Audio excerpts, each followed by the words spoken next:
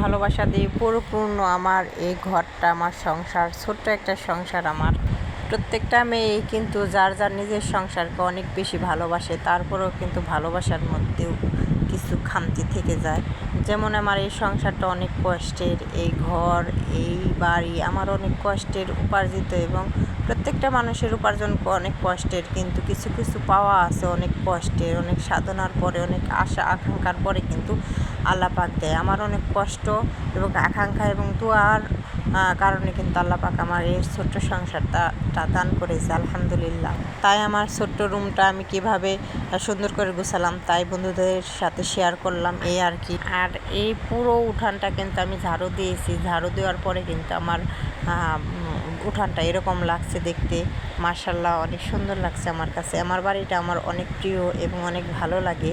আর এই জায়গায় কামিনী ফুল গাছ দেখালাম, তারপর বেলি ফুল, চন্দ্রমল্লিকা দেখলাম, আর এইটাকে আমি মাইক ফুল বলি। এই মাইক ফুলে কিন্তু 5 ধরনের ফুল ফোটে, লিলি ফুলও কিন্তু ফুটছে।